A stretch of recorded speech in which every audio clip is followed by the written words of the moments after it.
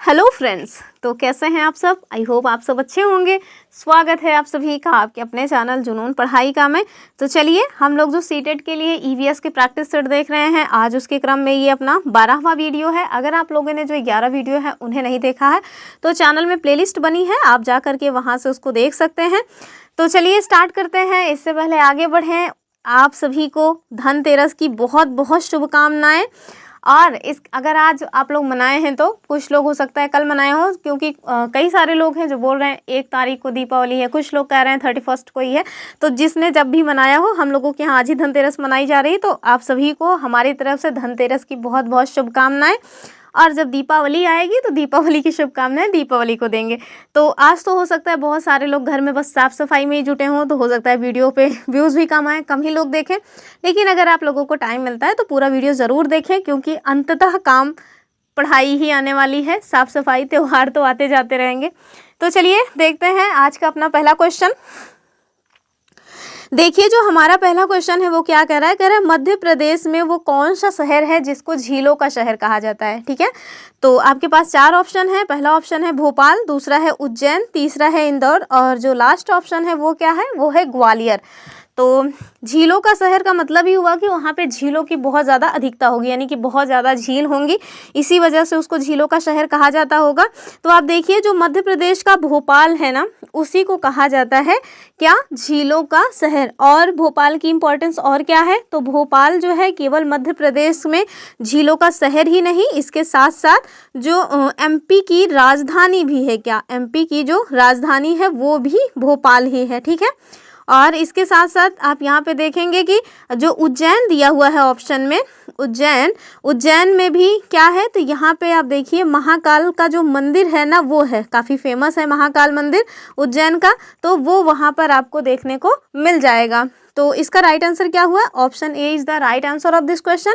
अब हम move on करते हैं अपने सेकेंड क्वेश्चन पे। ठीक है, देखिए और जो हमारा सेकंड क्वेश्चन है वो आपसे क्या पूछ रहा है, कह रहा है कि महासागरों में निम्नलिखित में से कौन सा लवण है जो सर्वाधिक मात्रा में पाया जाता है। ठीक है, आपके पास 4 ऑप्शन है, magnesium sulphate, calcium sulphate, magnesium chloride और सोडियम क्लोराइड। अब आप लोग सोच रहे होंगे कि ये तो साइंस का क्वेश्चन है। तो भैया साइंस का क्वेश्चन नहीं है। आप देखिए जो एक टॉपिक दिया हुआ है जल, जो जल नामक टॉपिक दिया हुआ है ना, उससे ये क्वेश्चन बना हुआ है। और आप देखिए इस साल यानी कि जो हमारा 2024 में ईवीएस का एग्ज़ाम हुआ था सीटेट में, उसमें ये वाला क्वेश्चन पूछा गया था कि वो कौन सा महासागर है जिसमें सर्वाधिक लवणता पाई जाती है। लवणता किसमें सर्वाधिक पाई जाती है। ठीक है, और उसमें ऑप्शन नहीं दिए थे, दरअसल दिया हुआ था कि जो मृत सागर है उसमें सर्वाधिक लवणता पाई जाती है। तो अकॉर्डिंग टू एनसीईआरटी अभी तो यही है कि मृत सागर में ही सर्वाधिक लवणता पाई जाती है। जबकि अभी अगर आप देखेंगे तो जो आंकड़े हैं वो काफ़ी चेंज हो गए हैं। कुछ टाइम तक तुर्की की जो वॉन झील थी उसको माना जा रहा था कि सर्वाधिक लवणता उसमें पाई जाती है, लेकिन अभी इथियोपिया की एक कोई जगह है, अभी मेरे माइंड से स्किप कर गया है, वहाँ पे माना जा रहा है कि सर्वाधिक जो लवणता है वो पाई जाती है। लेकिन आपको एनसीईआरटी के हिसाब से चलना है। तो जो पूछा गया था क्वेश्चन उसमें तो वह स्टेटमेंट सही था। तो आप देखिए कि इसमें जो है ऑप्शन कौन कौन से दिए हुए हैं। और हाँ, वो जो क्वेश्चन पूछा गया था ना, मैंने उसको लाइन टू लाइन अपने जो है वीडियोस में बताया हुआ था। मैंने एक मैराथन लिया था, केवल 1 या 1.5 घंटे का था। डायरेक्ट उसमें से 5 क्वेश्चंस बन गए थे। ठीक है, तो आप लोग लगातार हमारे साथ जुड़े रहें, आपको बहुत ही हेल्प हो जाएगी अपने एग्ज़ाम में। अब जाहिर सी बात है कोई 100% प्रिपरेशन नहीं करवा सकता आपको यूट्यूब पर, आपको खुद से पढ़ना पड़ता है, क्वेश्चंस खुद आपको टैकल करना कैसे है ये आपको खुद देखना पड़ेगा। लेकिन हाँ, आपकी प्रिपरेशन में हेल्प ज़रूर की जा सकती है। तो चलिए इसके ऑप्शंस देख लेते हैं। जो हमारा ऑप्शन ए है वो कह रहा है मैग्नीशियम सल्फेट, दूसरा देखिए कैल्शियम सल्फेट, तीसरा है मैग्नीशियम क्लोराइड और चौथा है सोडियम क्लोराइड। ठीक है, तो ये 4 ऑप्शन आपको दिए हुए हैं। तो आप देखिए जो महासागर है उसमें सर्वाधिक मात्रा में जो पाया जाता है वो तो होता है NaCl, यानी कि नमक। NaCl को क्या बोलते हैं, तो इसको कहते हैं सोडियम क्लोराइड। क्या बोला जाता है, इसको बोला जाता है सोडियम क्लोराइड। ठीक है, तो सर्वाधिक मात्रा में क्या पाया जाता है, सोडियम क्लोराइड पाया जाता है। लेकिन अन्य जो ऑप्शन है इन्हें देखिए तो इनको भी जो है आप देखेंगे कि उपस्थिति महासागरों में होती है। तो पहले नंबर पे तो हो जाएगा अपना NaCl यानी कि सोडियम क्लोराइड।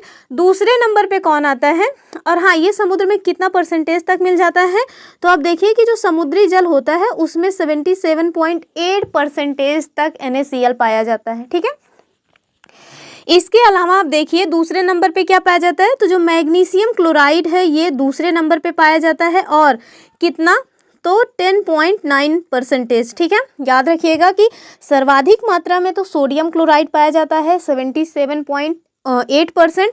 दूसरे नंबर पे आता है अपना मैग्नीशियम क्लोराइड, वो कितना पाया जाता है 10.9%। और जो तीसरा नंबर है ना उस पे ये पाया जाता है मैग्नीशियम सल्फेट। ठीक है, और कितना परसेंटेज, तो 4.7% तक आपको देखने को मिल जाएगा मैग्नीशियम सल्फेट। तो आंसर तो हो गया अपना मतलब ऑप्शन ए। ठीक है, सॉरी ऑप्शन डी जो है वो इसका आंसर हो गया, लेकिन उससे रिलेटेड जो इसमें विकल्प दिए थे उनकी भी क्या इंपॉर्टेंस है वो मैंने आपको बता दी। हमारा जो क्वेश्चन था वो बहुत सिंपल सा था कि जो महासागर है उसमें सर्वाधिक जो लवण है वो कौन सा पाया जाता है, तो NaCl पाया जाता है। दूसरे नंबर पे क्या है, मैग्नीशियम क्लोराइड, और तीसरे नंबर पे है अपना मैग्नीशियम सल्फेट। ठीक है, तो आंसर जो होगा ऑप्शन डी हो जाएगा। चलिए आगे देखते हैं अपना नेक्स्ट क्वेश्चन। देखिए फिर से यही है, जल जो है ये हमारा टॉपिक ही है। अब देखिए क्या है कि विश्व में जल संकट का जो प्रमुख कारण है वो क्या है। ठीक है, अकॉर्डिंग टू ऑप्शन आपको बताना है कि जो विश्व में इतना ज़्यादा जल संकट देखने को मिल रहा है उसका क्या रीज़न है। पहला ऑप्शन है अपना नगरीकरण, दूसरा है औद्योगिकरण, तीसरा है विश्व के तापमान में वृद्धि, और चौथा है हमारा अम्ल वर्षा। तो इसका जो सही आंसर होगा वो तो हो जाएगा अपना नगरीकरण। ठीक है, तो ये जो नगरीकरण है यानी कि हम लोग जो गांव के गांव नष्ट करके या पेड़ पौधों को काट करके जो शहर के शहर बसाते जा रहे हैं, नगरीकरण जो करते जा रहे हैं हर तरफ, वो मेन रीज़न बन रहा है जो है किसका, तो जल संकट का। ठीक है, और इसके साथ साथ आप देखिए कि अगर हम लोगों ने टाइम रहते हुए इसके बारे में नहीं सोचा, जल को कैसे प्रबंधन करना है, उसको कैसे संचित करके रखना है, तो आने वाली जो हमारी पीढ़ियां हैं शायद फिर उनको नहाने में और खाने में समझौता करना पड़ेगी। या तो हम नहा सकते हैं पानी से या फिर अपना भोजन बना सकते हैं। तो फिर ज़रूरी है, हम लोगों की ये जिम्मेदारी बनती है कि हम लोग अपनी पीढ़ियों के लिए इन संसाधनों को बचा के रखें। तो कम से कम संसाधनों का दोहन करिए, जितना हो सके उतना पानी का संरक्षण करें। चलिए आगे देखते हैं अगला। चलिए हम देखते हैं अपना क्वेश्चन नंबर 4, और जो हमारा क्वेश्चन नंबर 4 है उसमें अलबरूनी के बारे में पूछा गया है। कुछ स्टेटमेंट दिए हुए हैं और आपसे पूछ रहे हैं कि बताइए कौन सा स्टेटमेंट है जो अलबरूनी के बारे में सही है। तो चलिए क्वेश्चन देख लेते हैं। क्वेश्चन में कहा है कि नीचे दिए गए कथनों में से अलबरूनी जो कि एक विद्वान थे और जिन्होंने हमारे देश का जो भ्रमण है वो 1000 वर्षों से पहले किया था, ठीक है, इनके बारे में आपको सही स्टेटमेंट जो है वो चुनना है। पहला स्टेटमेंट क्या है, कह रहे हैं कि वो एक यात्री थे जिन्होंने हमारे देश का भ्रमण किया और जो उन्होंने प्रेक्षक किया उसके बारे में लिखा। तो पहला वाला तो सही है, तभी हम इनके बारे में पढ़ रहे हैं। अगर ये हमारे देश में भ्रमण ना किए होते तो फिर हम NCERT में उनको इतनी ज़्यादा इंपॉर्टेंस ना दी जाती, ठीक है। दूसरा क्या है कि वो अफगानिस्तान से थे। तो क्या वो अफगानिस्तान से थे, आप लोग अभी सोचिए, फिर हम तो बताएंगे ही। आगे कह रहे हैं तीसरा, उन्होंने उन चीज़ों के बारे में लिखा जो उन्हें अपने देश से भिन्न लगी। तो हाँ, जाहिर सी बात है, लिखेंगे ही। चौथा देखिए, कह रहे हैं कि उनकी पुस्तक से हम अपने देश के भूतकाल और सांस्कृतिक विरासत के बारे में बहुत कुछ जानकारी प्राप्त कर सकते हैं। तो एकदम सही बात है, अगर वो हज़ारों साल पहले या 1000 साल पहले हमारे देश में यात्रा किए थे, आए थे, तो उन्होंने कुछ जो लिखा हुआ है उसको पढ़ करके हम ये जान सकते हैं कि उस टाइम यानी कि 1000 साल पहले जो हमारी सभ्यता थी वो कैसे थी, लोग उसमें किस तरह से सर्वाइव कर रहे थे, उनका सांस्कृतिक जो रहन सहन था वो कैसा था, आर्थिक जो रहन सहन था वो कैसा था, राजनीतिक संरचना कैसी थी, ये सारी चीज़ें हम उस टाइम की जो पुस्तकें हैं उसको पढ़ करके जान सकते हैं, ठीक है। तो ये भी होगा। ऑप्शन ई कह रहा है कि उन्होंने विशेष रूप से हमारे देश के लोगों के तालाब बनाने की जो कुशलता है ना उसका उल्लेख किया है। तो हाँ, इनके द्वारा ये उल्लेख किया गया है। तो आप देखिए कह रहे हैं दूसरा जो ऑप्शन है स्टेटमेंट कि वो अफगानिस्तान से आए थे, तो ये बात गलत है। वो अफगानिस्तान से नहीं बल्कि फारस से आए थे। कहाँ से आए थे? तो अफगानिस्तान से ना आकर के वो फारस से आए थे, अलबरूनी, ठीक है। और उन्होंने जो रचना की है यानी कि उनकी जो पुस्तक है उसका नाम क्या है? तो जो अलबरूनी की पुस्तक है उसका नाम है मेरे ख्याल से उनकी पुस्तक का नाम है किताब उल हिंद। तो जो अलबरूनी की पुस्तक है उसका नाम क्या है? अलबरूनी की जो पुस्तक है उसका नाम है किताब उल हिंद। तो इसको याद रखिएगा, किताब उल हिंद। ये किसकी रचना है? यह से डायरेक्ट बन सकता है क्वेश्चन, और ये भी पूछा जा सकता है कि किताबुल हिंद किसकी रचना है। तो याद रखिएगा कि ये अलबरूनी की रचना है किताबुल हिंद। तो आप देखिए इसका जो सही आंसर होगा वो क्या हो जाएगा? वो हो जाएगा option A, C, D and E, ये सही है। चलिए ऑप्शन देख लेते हैं कहाँ पे दिया हुआ ये। तो ये देखिए ए, सी, डी और ई, ये आपको कहाँ दिख रहा है? हमारा ऑप्शन सी में। ये दरअसल ऑप्शन सी है, ठीक है। तो जो ऑप्शन सी है वो सही है। वो जो अलबरूनी थे वो मतलब कि वहाँ से नहीं आए थे, फारस के यात्री थे, ना कि अफगानिस्तान के। तो चलिए कुछ और बातें हैं इनके बारे में जानने के लिए देख लेते हैं हम लोग। तो जो मतलब कि अलबरूनी है ना, इनका नाम एक और भी है, और क्या नाम है? अबू रेहान। दरअसल पूरा नाम ही है इनका अबू रेहान अलबरूनी, लेकिन लोग इनको केवल अलबरूनी के नाम से जानते हैं। तो इनका नाम क्या था? अबू रेहान अलबरूनी था। क्या नाम था? अबू रेहान अलबरूनी था। और ये फारस से आए हुए थे, काफ़ी मतलब कि विद्वान थे और लेखक भी थे, तथा जो है बहुत सारे विचार भी अपने प्रस्तुत करते रहते थे। तो ये लेखक, विद्वान और विचारक थे, ठीक है। इनकी जो रचना है वो हमने आपको बता दी कि किताबुल हिंद इनकी रचना है। क्या है? किताब उल हिंद इनकी रचना है, ठीक है। आगे देखिए ये किनके साथ भारत आए थे? तो जो महमूद गजनवी है ना, जो मतलब थे, अभी तो नहीं है, महमूद गजनवी, इनके साथ ये भारत आए थे, ठीक है। महमूद गजनवी के साथ ये भारत आए थे, और इन्होंने भारत देश के संदर्भ में किसकी जो है चर्चा की है? एक तो बाल विवाह की चर्चा की है, ठीक है, बाल विवाह की चर्चा की है। सती प्रथा का भी वर्णन इनके द्वारा किया गया है, सती प्रथा का भी वर्णन किया गया है। और इसके साथ साथ उन्होंने जो विधवाओं का पुनर्विवाह वाली मतलब बात थी, विधवा पुनर्विवाह, उसकी भी चर्चा इनके द्वारा की गई है, ठीक है। और इन्होंने वो जो मतलब कि तालाब वगैरह हैं, तालाब बनाने में कैसे भारत के लोग काफ़ी कुशल थे, उसके बारे में भी चर्चा इनके द्वारा अपने पुस्तक में की गई है। तो ये कुछ इंपॉर्टेंट पॉइंट्स हैं, इनके बारे में याद रखिएगा। आगे देखते हैं अपना अगला क्वेश्चन। देखिए जो हमारा अगला क्वेश्चन है, क्वेश्चन नंबर 5, वो आपसे क्या कह रहे हैं? कह रहे हैं निम्नलिखित में से कौन सी एक परिवहन की अन्य 4 विधाओं से भिन्न है, ठीक है। पहला स्टेटमेंट क्या है? सॉरी, पहले तो आप क्वेश्चन ही पूरा भी नहीं हुआ। पहला है ट्रेन, बस, जहाज, तांगा, साइकिल, रिक्शा। तो आपको इन्हीं में से यानी कि ट्रेन, बस, जहाज, तांगा और साइकिल, रिक्शा में से चूज करना है कि कौन तीनों से भिन्न है, ठीक है। तो देखिए जहाज, बस, तांगा, साइकिल, ठीक है। तो आप देखिए जो जहाज है ना वो भिन्न है। कौन सा भिन्न है?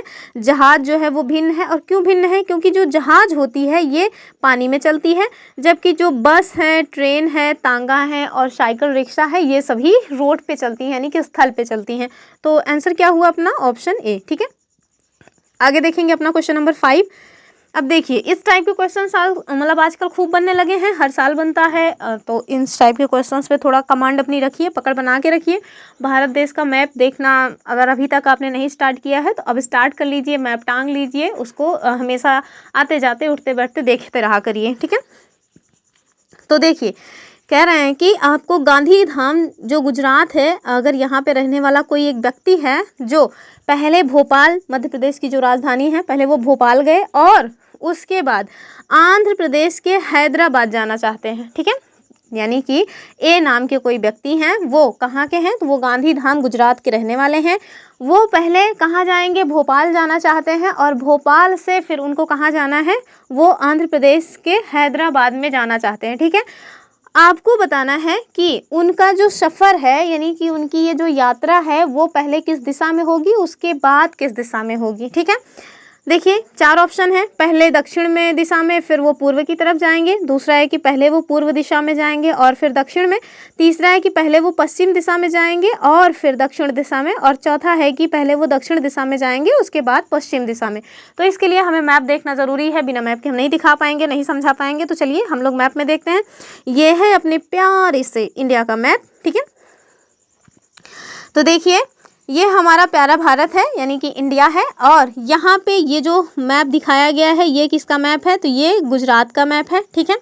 और दूसरा आप देखिए क्या है, मध्य प्रदेश का भोपाल। तो ये जो हम अभी जो है लोकेट कर रहे हैं ये कहाँ का मैप है, तो ये भोपाल मतलब मध्य प्रदेश का मैप है। ये जो आपको मैप अभी हम ब्लैक कलर से कर रहे हैं ये क्या है, तो ये भैया मतलब कि किसका है, तो मध्य प्रदेश का। तीसरा देखिए ये है अपना आंध्र प्रदेश, ठीक है। आंध्र प्रदेश नहीं, दरअसल आंध्र प्रदेश से अलग होकर जो तेलंगाना बना है वो, तो उन्हें दरअसल तेलंगाना के हैदराबाद जाना है ना। तो देखिए सबसे पहले वो कहाँ जा रहे हैं, सबसे पहले वो गुजरात के गांधीनगर। थोड़ा इंक चेंज कर लेते हैं तो शायद ज़्यादा अच्छे से समझ आए, ठीक है। देखिए सबसे पहले उनको वो पहले रह कहाँ रहे हैं, ये देखिए ये जो लोकेशन है यहाँ पे वो रहते हैं, ठीक है। और उनको जाना कहाँ है, तो इस गुजरात के गांधीनगर से उन्हें जाना है पहले भोपाल। तो मध्य प्रदेश की जो राजधानी है पहले वो वहाँ जाएंगे भोपाल। तो आप देखिए सबसे पहले वो किस दिशा में जा रहे हैं, तो पूर्व दिशा में जा रहे हैं। मैंने दिशाओं के बारे में बताया है, हर वीडियो में बताते हैं, फिर से देख लीजिए। ये ईस्ट है यानी कि पूर्व, ये वेस्ट है, ये नॉर्थ है, ये साउथ है यानी कि पूर्व, पश्चिम, उत्तर, दक्षिण, ठीक है।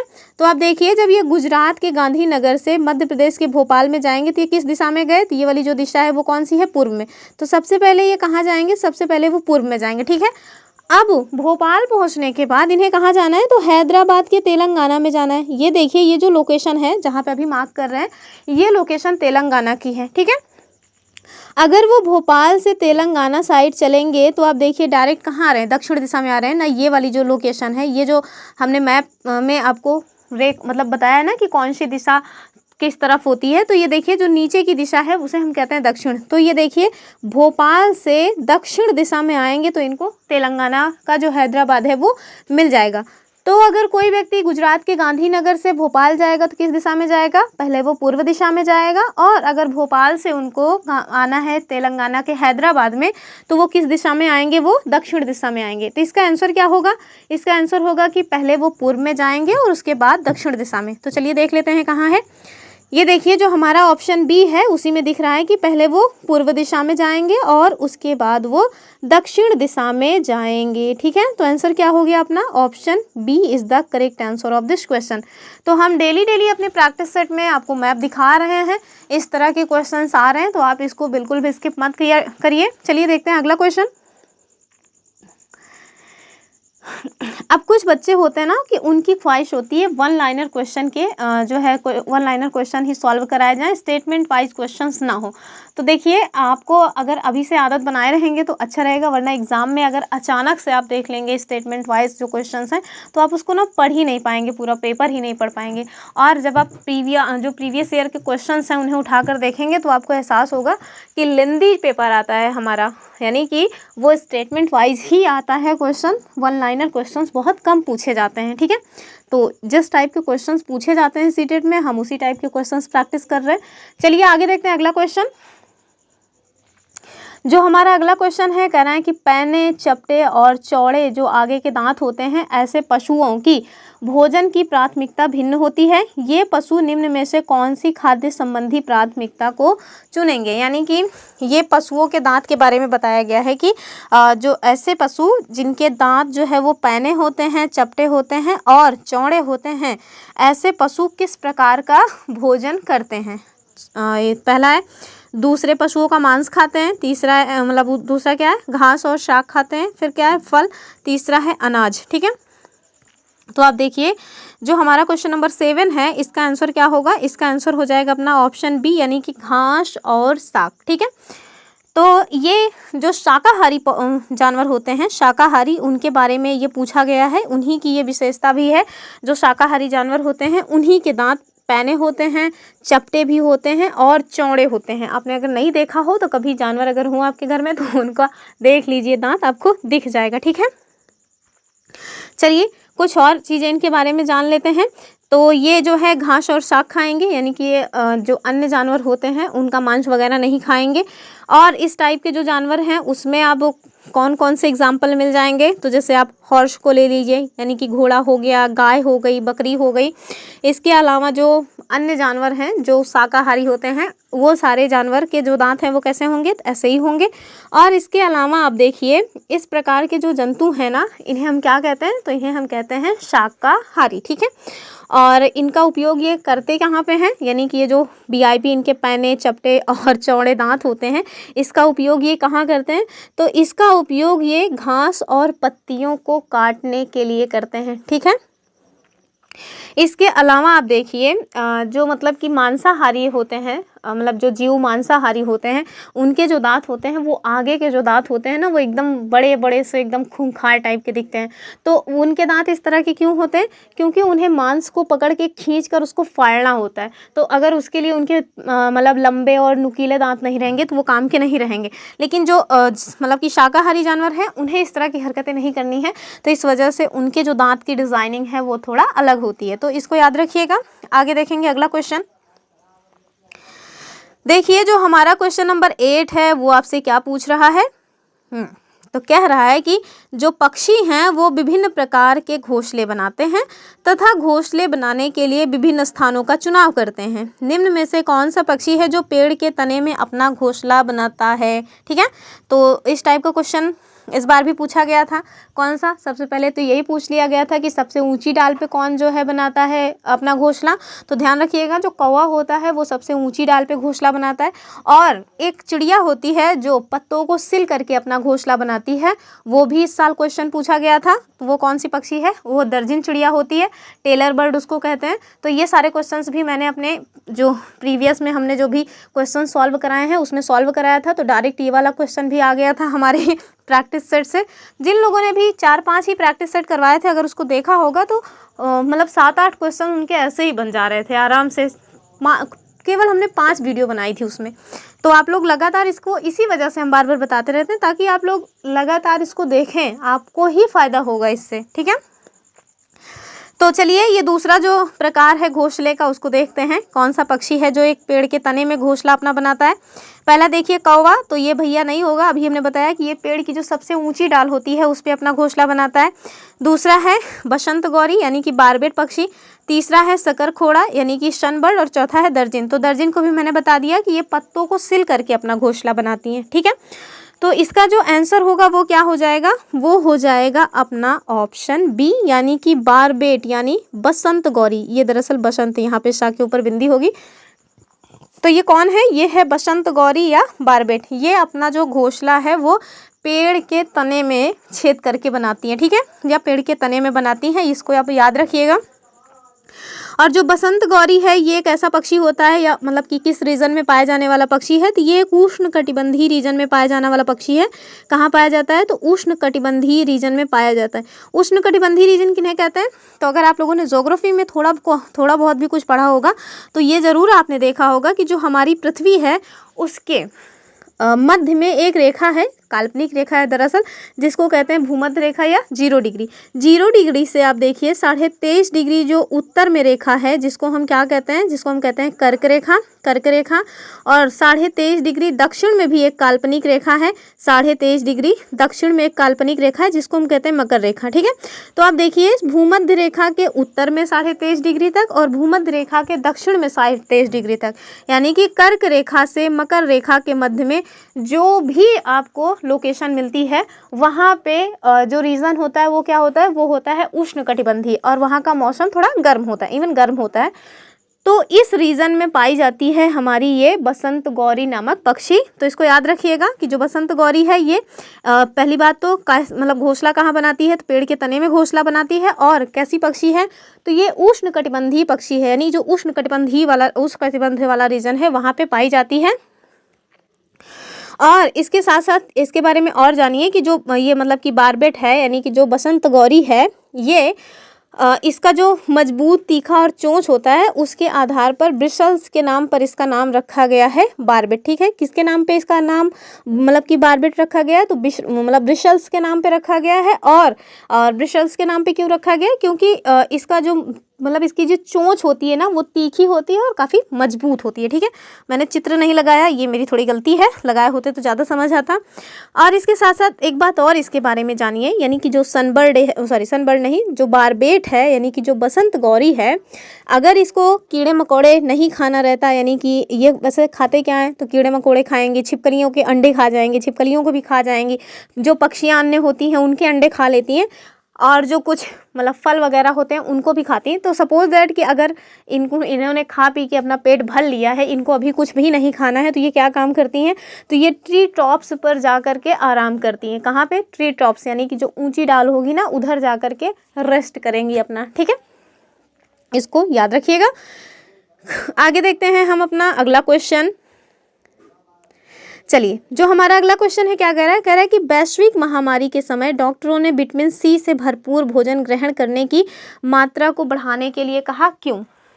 यानी कि आप देखिए, अगर जो समय है वो विपरीत हो, विपरीत दैट मीन्स कोई महामारी फैली हो, पैंडेमिक का टाइम चल रहा हो, तो जो डॉक्टर होते हैं वो विटामिन सी से युक्त भोजन लेने की बात करते हैं। आपसे पूछ रहे हैं कि डॉक्टर्स के द्वारा ये जो बात कही जाती है वो क्यों कही जाती है, उसके पीछे का क्या लॉजिक है। ठीक है, ऑप्शन ए है कि ये दृष्टिवर्धक के निर्माण के लिए आवश्यक है, दूसरा है कि ये दांत और अस्थियों को स्वच्छ रखता है, तीसरा इससे भूख बढ़ती है, और चौथा ये संक्रमण के विरुद्ध लड़ने की ताकत प्रदान करता है। तो पहले दूसरे तीसरे तो एकदम सरासर गलत है। अब देखिए ऑप्शन जो डी है वो एकदम सही है। ठीक है, यानी कि जो विटामिन सी युक्त भोजन होता है वो क्या करता है, तो वो संक्रमण के विरुद्ध लड़ने की हमें शक्ति प्रदान करता है। तो इसको आप याद रखिएगा। और इसके साथ साथ आप जानिए कि ये विटामिन होते क्या एग्जैक्टली। तो जो विटामिन है, हम विटामिन के बारे में एकदम डिटेल में बता चुके हैं, तो बहुत कुछ आज नहीं बताएंगे। अब देखिए जो विटामिन होता है ये क्या है एग्जैक्टली, तो ये एक कार्बनिक यौगिक है। क्या है, तो विटामिन जो है वो एक कार्बनिक यौगिक है, कार्बनिक यौगिक है। और ये जो हमारा विटामिन है ये हमारे बॉडी के लिए आवश्यक पोषक तत्व होता है। विभिन्न प्रकार के विटामिन की आवश्यकता होती है, विटामिन के प्रकार वगैरह भी मैंने आपको बताए हैं, vitamin A, vitamin B, even vitamin B के भी जो मतलब कि अन्य हैं, मतलब विटामिन बी के जो अन्य पार्ट्स हैं, पार्ट्स दैट मीन्स ये कहेंगे कि उनको जैसे विटामिन ए, विटामिन बी का B1, vitamin B2, vitamin B3, तो ये सारी चीज़ें जो है इसको भी मैंने बताया है। इनसे कौन सा रोग होता है, कौन से भोजन में ये प्रचुर मात्रा में पाई जाती हैं, ये सारी चीज़ें भी हमने आपको ऑलरेडी बताया हुआ है। और इसके साथ साथ आप जानिए कि जो विटामिन सी है ना, विटामिन सी, इसको हम मतलब कि क्या बोलते हैं, तो इसको कहते हैं स्कॉर्बिक एसिड। क्या कहते हैं? Ascorbic acid. ये इसका साइंटिफिक नाम मतलब कि नाम है स्कॉर्बिक एसिड। क्या नाम है? साइंटिफिक नाम है इसका स्कॉर्बिक एसिड। और विटामिन सी की कमी से एक रोग हो जाता है, जो आप मुझे कमेंट करेंगे कि विटामिन सी की कमी से कौन सा रोग होता है। चलिए हम अपना क्वेश्चन नंबर 10 देखेंगे। और जो क्वेश्चन नंबर 10 है वो दिशा और दूरी, मतलब कि दिशा और दूरी से संबंधित क्वेश्चन है। आपसे क्वेश्चन कह रहे हैं कि कोई एक छात्र हैं जो ए पॉइंट पर हैं और उन्हें बी पॉइंट पे पहुंचना है। ठीक है, इसके लिए वो कौन सा रास्ता कैसी दिशा में तय करेंगे, यही आपसे पूछा जा रहा है। तो इसको हम सॉल्व करेंगे तभी ये ज़्यादा समझ आएगा, ऐसे क्वेश्चन पढ़ने से ये चीज़ें समझ नहीं आती हैं। तो चलिए हम लोग सॉल्व करते चलेंगे और क्वेश्चन को पढ़ते चलेंगे। ठीक है, तो आप देखिए आपसे क्या कह रहे हैं, कह रहे हैं कि कोई एक छात्र है वो ए पॉइंट पे खड़े हैं या बैठे हैं, कुछ भी किए हों। ठीक है, सपोज दैट ये ए पॉइंट है, इस ए पॉइंट पे ये खड़े हुए हैं। ठीक है, इन्हें बी पे पहुंचना है। इसके लिए सबसे पहले ये ओ पर जाते हैं, और ओ जो स्थान है वो कहाँ पे है, तो ए के ठीक 90 मीटर उत्तर में है। ठीक है, दिशाओं को इसी वजह से हम हमेशा बताते आए हैं, तो अब अभी हम दिशाओं का नहीं बताने जा रहे हैं आपको, अभी हम लोग केवल क्वेश्चन सॉल्व करेंगे। तो ये जब ओ पॉइंट पे पहुंचे तो इन्होंने कितनी दूरी तय की, 90 मीटर की दूरी इनके द्वारा तय की गई ए के द्वारा ओ पर पहुँचने के लिए। ठीक है, उसके बाद आगे कह रहे हैं कि ये फिर ओ से ठीक बी पर पश्चिम दिशा में जाते हैं।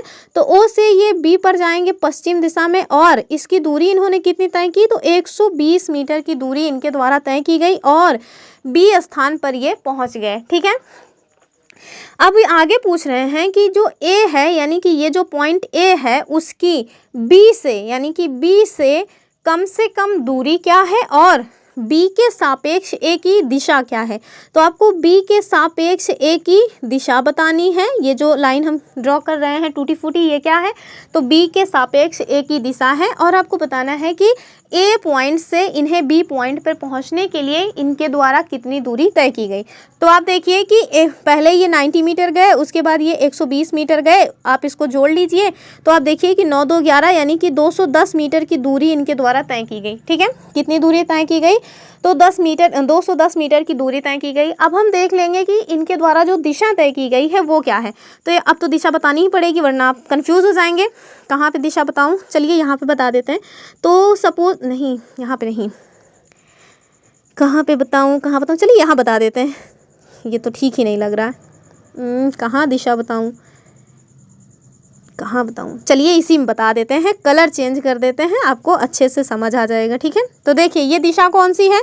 सपोज दैट अगर आप इसको ऐसे दिशाओं में डिवाइड करें, ठीक है, 4 दिशा में अगर आप इसको डिवाइड करते हैं तो ये तो हो गया ईस्ट, ये हो गया हमारा वेस्ट, ये हुआ नॉर्थ, और दक्षिण में जो नीचे साइड है वो हो गया साउथ। अब आप देखिए ये जो दिशा है ये कौन सी दिशा है। तो ये जो दिशा बन रही है ये ईस्ट और साउथ की दिशा है, यानी कि पूर्व और दक्षिण की दिशा है। तो हम इसको क्या कहेंगे? इसको हम कहेंगे दक्षिण पूर्व। ठीक है, हिंदी में इसमें लिखा है तो हम लोग इसको हिंदी में क्या कहेंगे? इसको हम लोग हिंदी में कहेंगे दक्षिण पूर्व। तो जो ए व्यक्ति हैं, यानी कि जो एक व्यक्ति हैं, उनके द्वारा ए से बी पर पहुंचने के लिए जो दूरी तय की गई वो कितनी तय की गई? 210 मीटर। और बी के सापेक्ष ए की दिशा क्या है? तो बी के सापेक्ष ए की दिशा है हमारा दक्षिण पूर्व। तो आप याद रखिएगा इसको, इवन इसको समझना है, याद नहीं रखना है। इसका आंसर क्या होगा? इसका आंसर हो जाएगा अपना ऑप्शन बी, यानी कि 210 मीटर और दक्षिण पूर्व की दिशा। तो इसको याद रखिएगा। चलिए आगे देखते हैं अपना अगला क्वेश्चन। देखिए जो हमारा अगला क्वेश्चन है वो क्या कह रहा है? कह रहे हैं कि सर्दियों में ऊनी वस्त्र हमें गर्म रखते हैं। ठीक है, आप सबने फील तो किया ही होगा ना, हम लोग सर्दियों में ऊनी वस्त्र क्यों पहनते हैं? क्योंकि हमें ये गर्म रखते हैं। आगे कह रहे हैं कि ऊन के ऊष्मारोधी होने का क्या कारण है। ठीक है, आगे देखिए स्टेटमेंट्स में जो हमारा है वो क्या है? ये है कि ऊनी रेशे आपस में कसकर जुड़े हुए होते हैं और ठंडी हवा को गुजरने नहीं देते। दूसरा क्या है? ऊनी रेशों के बीच जो वायु है वो फंसी हुई होती है और वायु ऊष्मारोधी है। तीसरा क्या है? ऊनी रेशे मोटे होते हैं, बाहरी ऊष्मा को नियंत्रित करते हैं।